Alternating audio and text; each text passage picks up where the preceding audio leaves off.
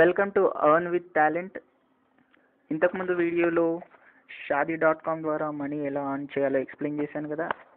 ఇవి నేను ఏం ఎక్స్ప్లెయిన్ చేస్తానంటే, చాలామంది బ్లాగ్ని క్రియేట్ చేస్తారు, చేసి గూగుల్ యాడ్సెన్స్కి అప్లై చేస్తారు. కానీ గూగుల్ యాడ్సెన్స్ టీమ్ వాళ్ళ బ్లాగ్ని అప్రూవ్ చేయదు. ఎందుకు అప్రూవ్ చేయదు? చాలా రీజన్స్ ఉన్నాయి. అవేంటో ఈ వీడియోలో నేను క్లియర్గా ఎక్స్ప్లెయిన్ చేస్తాను.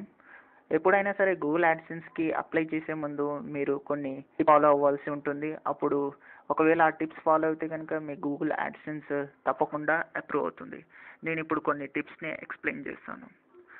ఫస్ట్ అంటే మీరు ఒక పర్చేస్ చేయాలి. ఏంటంటే కస్టమ్ డొమైన్ నేమ్ని పర్చేస్ చేయాలి. కస్టమ్ డొమైన్ నేమ్స్ అంటే .com, .in లేకపోతే .net.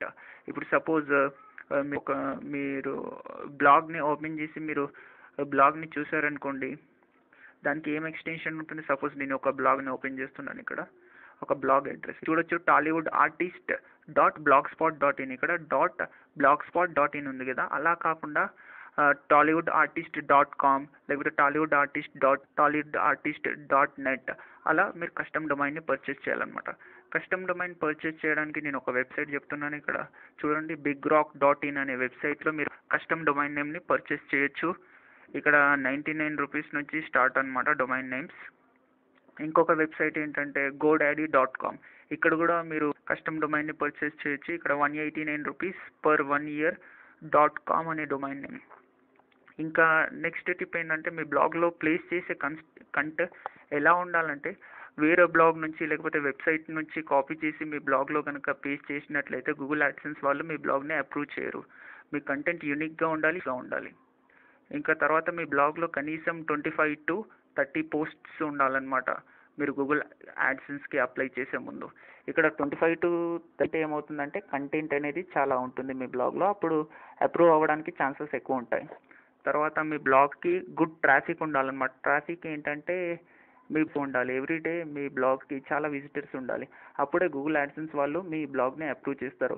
ఒకవేళ మీ బ్లాగ్కి విజిటర్సే లేరనుకోండి, మీ బ్లాగ్లో డిస్ప్లే ఎవరు చూస్తారు? అందుకని ఫస్ట్గా మీ బ్లాగ్కి విజిటర్స్ ఎక్కువ ఉండాలి. విజిటర్స్ ఎక్కువ ఉంటే అప్రూవ్ ఈజీగా అవుతుంది. తర్వాత మీ బ్లాగ్ అపియరెన్స్ చాలా బాగుండాలి. అంటే మీ బ్లాగ్లో ప్లేస్ చేసే బ్యాక్గ్రౌండ్ కలర్, ఫాంట్ కలర్ అవన్నీ ఈజీగా రీడ్ చేసే విధంగా ఉండాలన్నమాట. డిఫరెంట్ కలర్స్ని యూజ్ చేసి కనిపించని కలర్లో ఫాంట్లు పెట్టి అలా చేస్తే గూగుల్ యాడ్సెన్స్ వాళ్ళు అప్రూవ్ చేయరు. ఇంకా మీ బ్లాగ్లో అన్ని వీడియోస్ లేకపోతే అన్ని ఇమేజెస్ ప్లేస్ చేస్తే గూగుల్ యాడ్సెన్స్ వాళ్ళు అప్రూవ్ చేయరు. ఎన్ని కావాలో అన్నీ ప్లేస్ చేయండి. ఇంకా ఇమేజెస్కి వచ్చేసరికి ఒరిజినల్ ఇమేజెస్ని మాత్రమే మీ బ్లాగ్లో ప్లేస్ చేయండి. ఇంకా మీ బ్లాగ్లో వీడియోస్, ఇమేజెస్ ఎక్కువ ప్లేస్ చేయకండి. మీరు బ్లాగ్లో కంటెంట్ ఎక్కువ ప్లేస్ చేయండి. అంటే టెక్స్ట్ కంటెంట్ని ఎక్కువ ప్లేస్ చేయండి. అప్పుడు మీ బ్లాగ్ ఈజీగా అప్రూవ్ అవుతుంది. ఇంకా పోర్నోగ్రఫిక్ కంటెంట్ని మీ ద్వారా అవాయిడ్ చేయండి. ఇలాంటి కంటెంట్ మీ బ్లాగ్లో ఉంటే కనుక డిసప్రూవ్ చేస్తుంది మీ బ్లాగ్ని. ఇంకా మీ ఏజ్ 18 సంవత్సరాలు ఉండాలి, లేకపోతే ఎక్కువ ఉండాలి. తర్వాత ఇంకొకటి ఏంటంటే, మీరు ఒఫీషియల్ ఈమెయిల్ ఐడిని పర్చేస్ చేయాలన్నమాట. Official email ID yourname@domainname.com. For example ఇక్కడ నేను చూపిస్తున్నాను చూడండి. ఇక్కడ యువర్ డొమైన్ నేమ్ అని ఉంది కదా. ఇక్కడ నా బ్లాగ్ ఏంటి, tollywood_artist.blogspot.in కదా. ఇక్కడ నేను యువర్ డొమైన్ నేమ్ చేంజ్ చేస్తున్నాను. ఇక్కడ tollywood_artist.com అని డొమైన్ నేమ్ చేంజ్ చేస్తాను. ఈ డొమైన్ నేమ్ని పర్చేస్ చేయాలన్నమాట.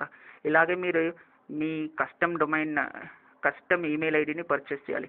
వచ్చి ఈ వెబ్సైట్లో వెళ్ళి మీరు కొనుక్కోవచ్చు మీ ఈమెయిల్ ఐడిని, ఆఫీషియల్ ఈమెయిల్ ఐడిని. ఇక్కడ ఫస్ట్ 1 month ఫ్రీ ఉంటుంది. తర్వాత మనీ పే చేయాల్సి ఉంటుంది. ఎంత $1, 120 రూపీస్, 130 రూపీస్ ఉంటుంది అంతే. ఏమంటే ఈ ఆఫీషియల్ ఈమెయిల్ ఐడి ద్వారా మీరు గూగుల్ యాడ్సెన్స్కి అప్లై చేస్తే ప్రొఫెషనల్లీ ఉంటుంది.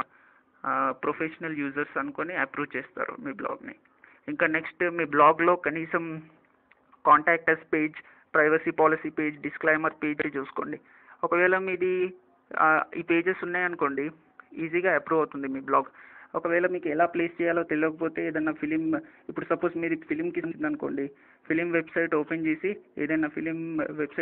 అక్కడ privacy policy page, disclaimer page చూడండి, మీకు ఈజీగా అర్థమవుతుంది. తర్వాత బ్రోకెన్ లింక్స్ని ప్లేస్ చేయకండి. ఒకవేళ బ్రోకెన్ లింక్స్ అంటే ఏం లేదు, నాట్ వర్కింగ్ లింక్స్. అంటే కొన్ని లింక్స్ ఉంటాయి, అవి మీ బ్లాగ్లో ప్లేస్ చేశారనుకోండి, వాటిని క్లిక్ చేసినా ఏం యాక్ట్ జరగలేదు అనుకోండి, అవి బ్రోకెన్ లింక్స్ అంటారు అనమాట. మీ బ్లాగ్లో ప్లేస్ చేసే లింక్స్ అన్నీ వర్కింగ్ స్టేట్లో ఉండాలి. ఒకవేళ ఏదైనా లింక్ ఉందనుకోండి, సపోజ్ దాన్ని క్లిక్ చేసినప్పుడు ఏం యాక్షన్ అనుకోండి, అప్పుడు అది బ్రోకెన్ లింక్ అంటారు అనమాట. అలాంటి బ్రోకెన్ లింక్ని మీ బ్లాగ్లో ప్లేస్ చేయకండి. ఏవేవి లింక్స్ మీ బ్లాగ్లో ప్లేస్ చేస్తున్నారో వర్కింగ్ స్టేట్లో మాత్రమే ఉండాలి. నెక్స్ట్, మీ బ్లాగ్ కంప్లీట్ డిజైన్ అయ్యాక, మీ బ్లాగ్ లేకపోతే వెబ్సైట్ కంప్లీట్ డిజైన్ అయ్యాక, మొత్తం కంప్లీటెడ్ అయిపోయాక మాత్రమే గూగుల్ యాడ్సెన్స్కి అప్లై చేయండి. కన్స్ట్రక్షన్ స్టేజ్లో ఉన్నప్పుడు గూగుల్ యాడ్సెన్స్కి అప్లై చేయకండి. ఇప్పుడు సపోజ్ కొన్ని పేజెస్ క్రియేట్ చేశారు, సపోజ్ మీ బ్లాగ్లో 5 పేజెస్ క్రియేట్ చేశారు, 5 పేజెస్లో అండర్ కన్స్ట్రక్షన్ అనే ఇమేజెస్ యాడ్ చేసి గూగుల్ యాడ్సెన్స్కి అప్లై చేశారనుకోండి, వాడు మీ బ్లాగ్ని అప్రూవ్ చేయడు. అండర్ కన్స్ట్రక్షన్ స్టేజ్లో ఉన్నప్పుడు గూగుల్ యాడ్సెన్స్కి అప్లై చేయకండి. అప్లై చేసినా వాడు రిజెక్ట్ చేస్తాడు. ఈ టిప్స్ కనుక ఫాలో అయితే మీ బ్లాగ్ 99.99% అప్రూవ్ అయ్యే ఛాన్సెస్ ఉన్నాయి. ఈ వీడియో కనుక మీకు నచ్చినట్లయితే కింద థమ్స్ అప్ బటన్ కనుక క్లిక్ చేయండి. ఇలాంటి వీడియోస్ డైరెక్ట్గా మీ ఇన్బాక్స్లోకి రావాలంటే subscribe to my channel. Thank you for watching this video. Thank you very much.